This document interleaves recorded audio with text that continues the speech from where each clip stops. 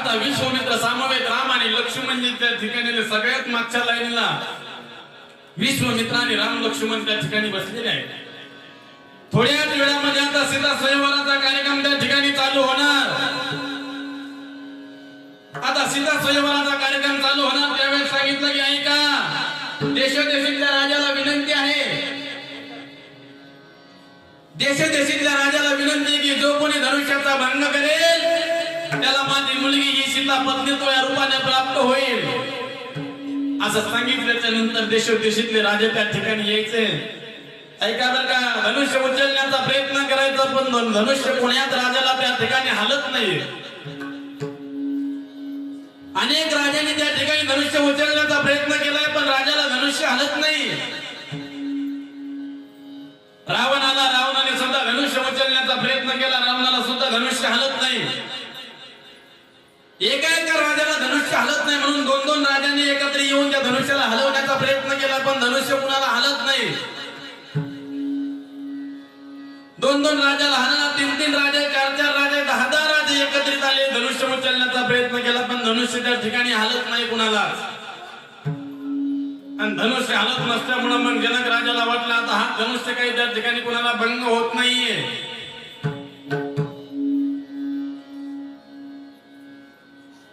आता जर कुणाला धनुष्य भंग त्या ठिकाणी जर झाला नाही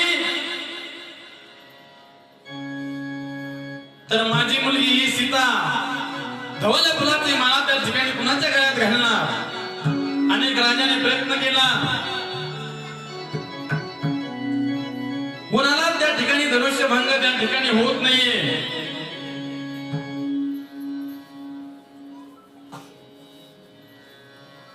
सगळे राजे त्या ठिकाणी खाली मुंडके घालून बसलेले आहेत. सगळ्यांचा अपमान झालाय, धनुष्य भंग कुणाला होत नाहीये.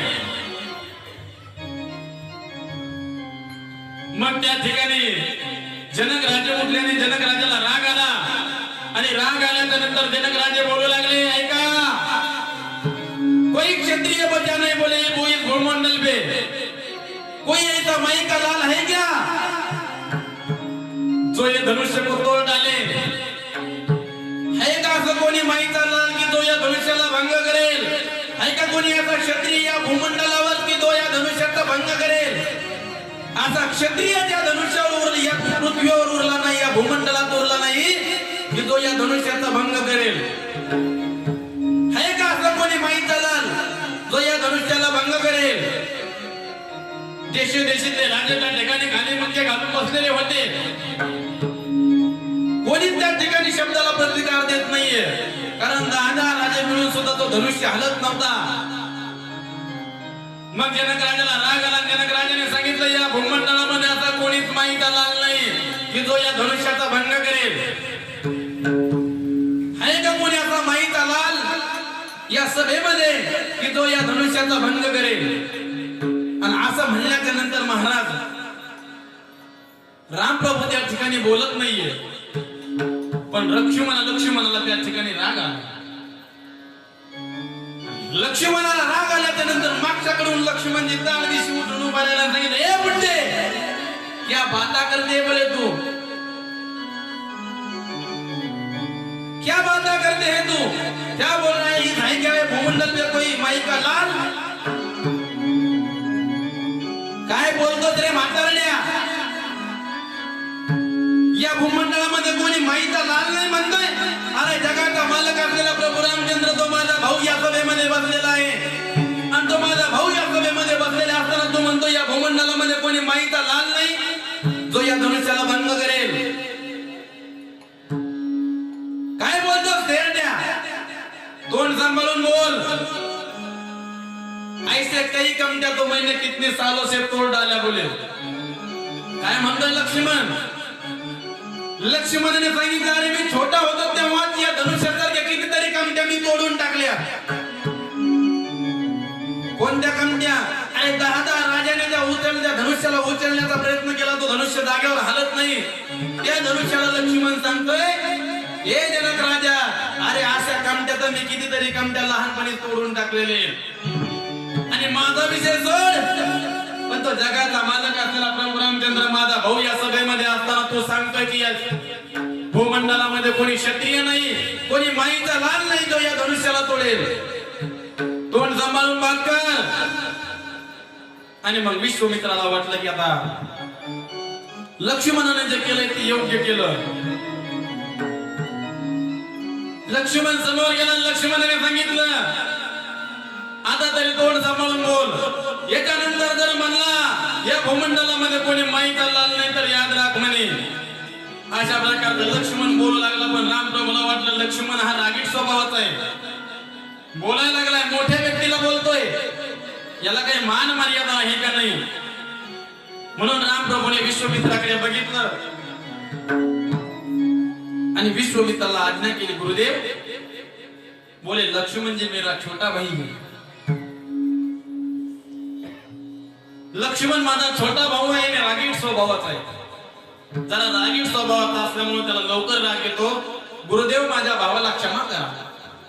एखादा शब्द त्याच्या मुखातून जर चुकीचा गेला असेल तर त्याला गुरुदेव क्षमा करा, त्याचा रागीट स्वभाव आहे. एवढ्या सभेमध्ये त्याने बोलायला नव्हता पाहिजे, पण त्याच्या बदली मी तुम्हाला माफी मागतो, गुरुदेव क्षमा करा माझ्या भावाला. असे म्हणल्याच्या नंतर विश्वामित्राने सांगितलं रामा अरे लक्ष्मण जे बोललाय ते योग्य बोललाय. ह्या वेळेस ते बोलणं गरजेचं होतं.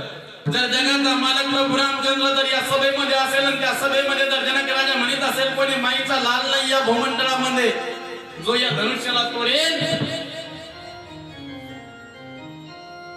त्या करताना लक्ष्मण योग्य बोलला. आणि रामा आता ते योग्य करून दाखवण्याची वेळ आलेली आहे बघ. जा रामा आणि कर त्या धनुष्याचा भंग. अशा प्रकारचं सांगितल्यानंतर रामप्रभूने त्या ठिकाणी गुरुदेवाला साष्टांग दंडवत त्या ठिकाणी केला.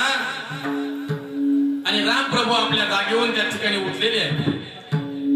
रामप्रभू उठून समोर आले. समोर आल्याच्या नंतर देशोदेशीतले राजे माझ्या रामप्रभूकडे बघू लागले.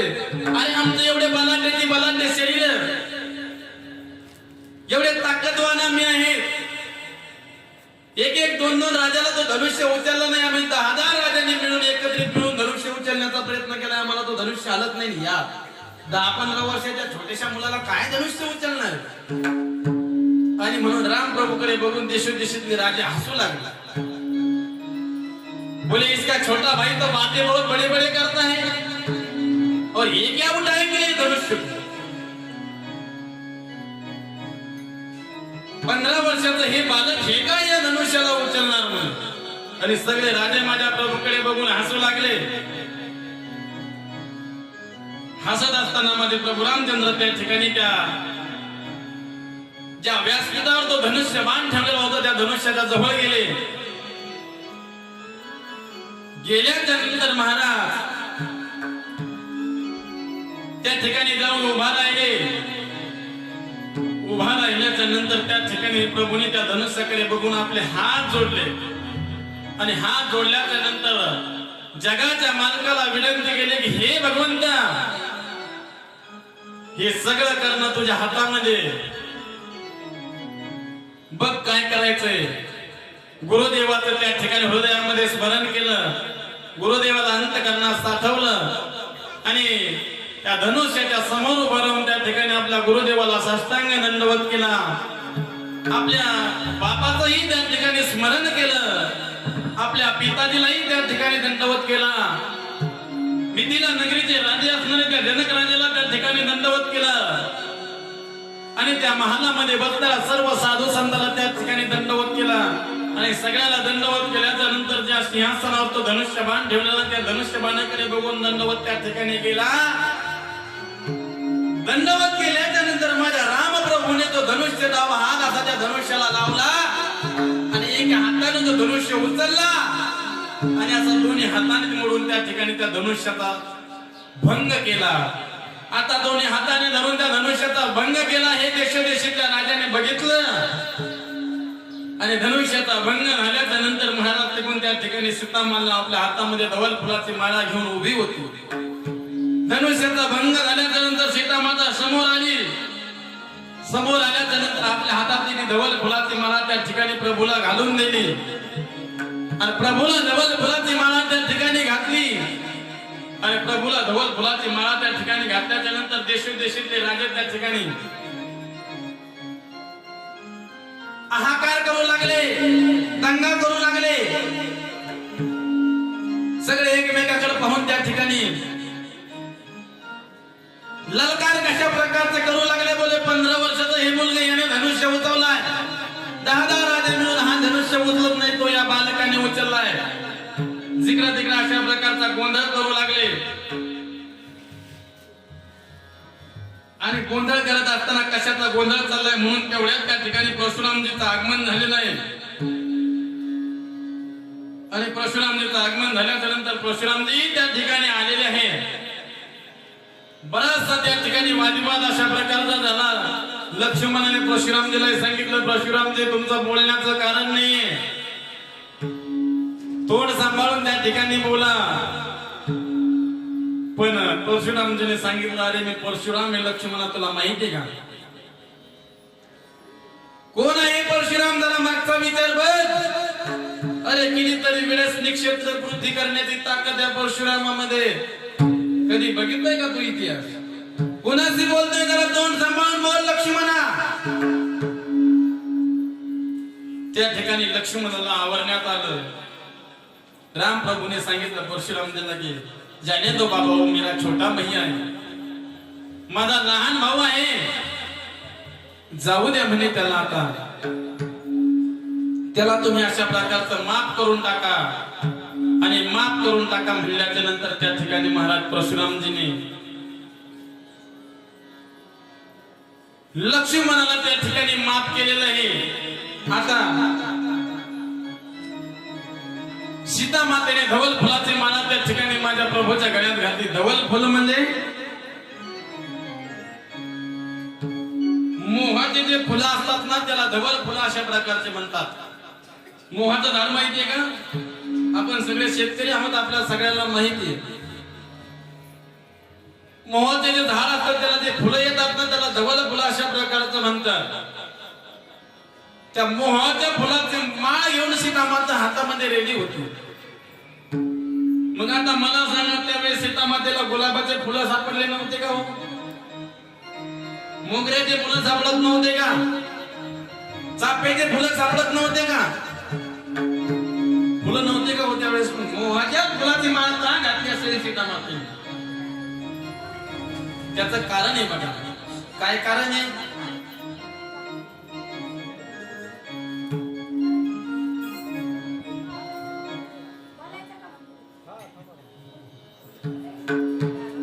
त्याचं कारण आहे.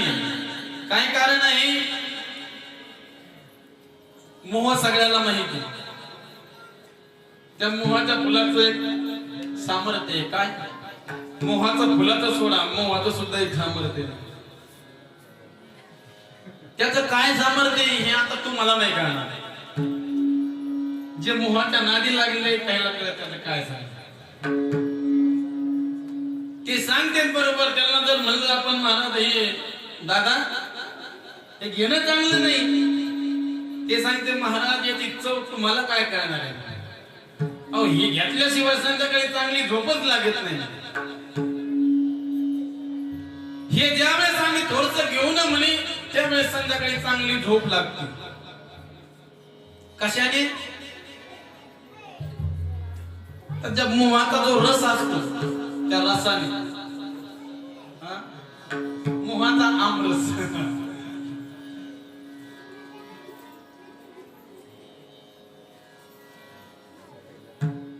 तो आमरस मोहाचा घेतला कि मग कितीही ताण असला, कितीही तणाव असला, किती जरी आमच्या रेडूने कटकट केली म्हणी तर मग मी रेडूचं काही ऐकत नाही. कशामुळं? फक्त त्या मोहाचा रस थोडासा सेवन केला म्हणजे त्या मोहाच्या फुलामध्ये काय सामर्थ्य आहे? तर त्या मोहामध्ये एवढं सामर्थ्य की त्या माणसाचा त्या मोहाने अंगीकार केलाय, त्या माणसाला पागल करण्याचं काम ते मोह करत असतात. ऐका बरं का? त्या मोहाचा ज्याने अंगीकार केलाय त्याला पागल करण्याचं काम ते मोह करतात. आणि म्हणूनच सीता मातेने त्या ठिकाणी त्या मोहाच्या फुलाचे माळ आपल्या हातात घेतलेले. का? कारण आता ही मोहाची फुलाची माळ मी जगाच्या मालकाच्या गळ्यात की तो जगाचा मालक असलेला प्रभू रामचंद्र माझ्या प्रेमामध्ये पागल व्हावं, जगाच्या मालकाने माझ्या प्रेमात पागल व्हावं, म्हणून त्या ठिकाणी सीता मातेने आपल्या हातामध्ये धवल फुलाची माला त्या ठिकाणी घेतलेली आहे. आता त्या ठिकाणी धनुष्य भंगाचा कार्यक्रम झालेला आहे. धवल फुलाची माळा घातलेली देशोदेशीतले राजे त्या ठिकाणी निघून गेलेले. पण आता सगळ्यांनी सांगितलं जगाचा मालक प्रभू रामचंद्र आहे, त्या प्रभू रामचंद्राचा विवाह सोहळा काय आपल्याला असा करायचा आहे का? हा का माझा विवाह सोहळा जगाच्या मालकाचा करायचा आहे म्हणे. मग आता विवाह सोहळ्याला तयारी करायची. पण तुळशीदास थोडा कथेमध्ये इकडे बदल करतात. ऐका, आता तो जगाच्या मालकाचा बाप असणारा दशरथ राजा, छोटे छोटे बालक होते, कोणीतरी महात्मा आला त्यांना घेऊन गेलेला आहे. कितीतरी दिवस झालेले मुलं त्या ठिकाणी निघून गेलेले. कशा करताना गेलेले?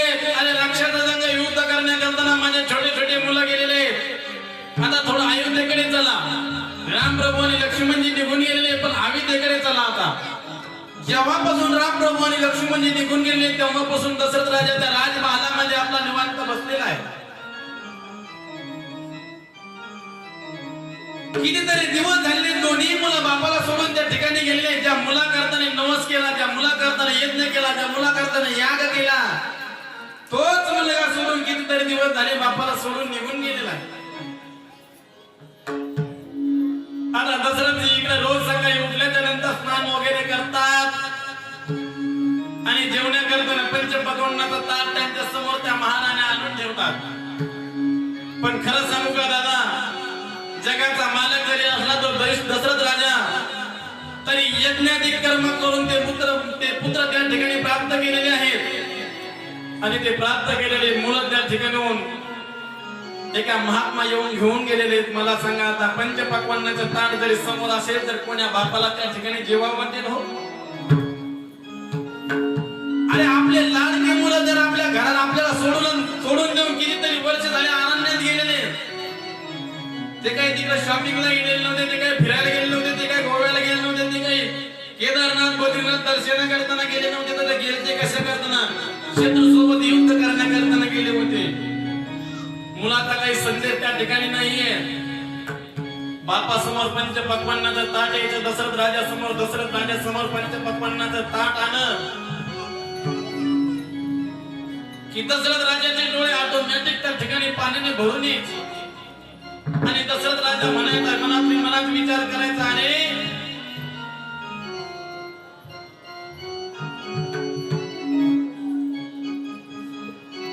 माझे दोन छोटे छोटे मुलं त्या ठिकाणी आहेत.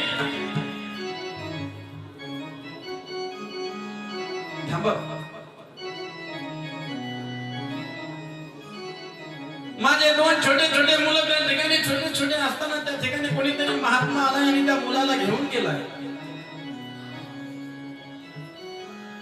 पंचपक्वान्नाचा ताट माझ्या दशरथ राजा समोर येते. दशरथ राजाच्या समोर पंचपक्वान्नाचा ताट आला की दशरथ राजाच्या डोळ्याला अश्रूच्या धारा लागतात. आणि दशरथ राजाच्या मनात विचार येतो, अरे मी पंचपक्वान्नाचा ताट माझ्या समोर आहे, पण माझे छोटे छोटे दोन मुलं मला किती दिवस झाले सोडून गेलेले. काय खात असतील माझे मुलं, कुठे राहत असतील माझे मुलं, कुठे असेल माझा राजकुमार, कुठे असेल माझा राम, कुठे असेल माझा लक्ष्मण. माझ्या रामाला काही खायला मिळाले का? माझ्या लक्ष्मणाला काही खायला मिळालं असेल का? किती दिवसापासून माझा राम उपवासी असेल, किती दिवसापासून माझा लक्ष्मण उपवासी असेल. सारखं बापाच्या मनामध्ये एक एक प्रश्न येतात. कितीतरी दिवस झाले म्हणे रामही दिसला नाही, किती दिवस झाले लक्ष्मणही दिसला नाही, कुठे असेल माझे मुलं. आणि सारखं पंचपक्वान्नाचं ताट समोर आलं की बापाला मुलाची आठवण त्या ठिकाणी व्हायची. मुलाचं काही पत्र नाही, काही फोन नाही, काहीच अशा प्रकारचं नाही. पण एक दिवस असा झाला, बराचसा काळ त्या ठिकाणी निघून गेला. आणि मग आता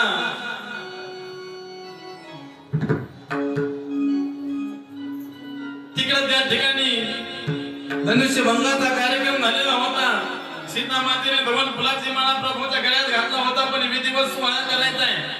मग विधिवत सोहळा करायचा म्हणून त्या मिथिला नगरी मधल्या जनक राजांनी पत्र लिहिलं आणि आपल्या काही त्या ठिकाणी सेवकाजवळ ते पत्र दिलं आणि पत्र दिल्याच्या नंतर सांगितलं हे बघा हे पत्र घेऊन अयोध्येचा राजा असणारा त्या दशरथ राजाला हे पत्र तुम्ही स्वीकार करा. आणि मग त्या मिथिला नगरी मधून जनक राजाने एक पत्र लिहिलं. ते पत्र घेऊन त्या ठिकाणी काही सेवक अयोध्येकडे येतात. अयोध्येकडे आल्याच्या नंतर ते पत्र त्या सेवकाने त्या दशरथ राजाच्या हातामध्ये त्या ठिकाणी दिलेलं आहे. आणि पत्र घेतल्याच्या नंतर पत्र बघितलं महाराज आनंद त्या ठिकाणी झालाय. कुणाचं पत्र? राम प्रभूचं पत्र. राम प्रभूचं पत्र म्हणजे दशरथ राजाने ते पत्र डोक्यावर घेतलं आणि आनंदाच्या भरात नाचू लागला. नाचत असताना भरताने बघितलं काय पत्र आहे कुणाचं? राम प्रभूचं. बापाच्या डोक्यावरून पत्र घेतलं आणि नाचू लागला. त्या पत्रामध्ये काय कोणीच बघत नाही. त्या आनंदाच्या भरामध्ये नाचतात. रामाचं पत्र, रामाचं पत्र, रामाचं पत्र. अशा प्रकारचं म्हणून सगळे नाचतात. विश्वामित्र त्या ठिकाणी आले. वशिष्ठ गुरुदेवाने बघितलं काय पत्र.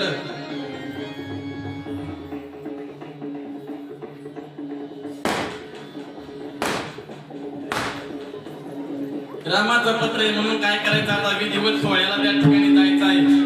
म्हणून सगळ्यांना सांगितलं की आता अमुक तारखेला रामप्रभूचा विवाह सोहळा त्या ठिकाणी आहे.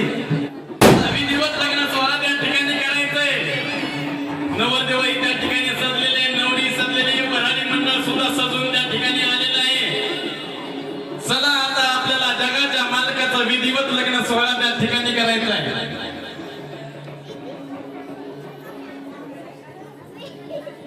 चला गावकरी मंडळी थोडं येणे करताना बरोबर मधून अशा प्रकारची वाट करा. शूटिंग वाले थोडी स्पीडिंग व्यवस्थित घ्या. आणि अशा आपल्याला जगाच्या मालकाचं लग्न सोहळा करताना सगळं वऱ्हाड त्या ठिकाणी आता मिथिला नगरीमध्ये आलेलं आहे. मिथिला नगरीमध्ये वऱ्हाड आल्याच्या नंतर सगळ्याला वाटू लागला आता जगाच्या मालकाचा विवाह सोहळा आपल्याला संपन्न करायचा आहे. राम प्रभू सुद्धा झोपड़ी के भागात जाग जाए मेरे राम आएंगे. मेरे झोपड़ी के भागात जाग जाए मेरे राम आएंगे. मेरे झोपड़ी के भागात जाग जाए मेरे राम आएंगे.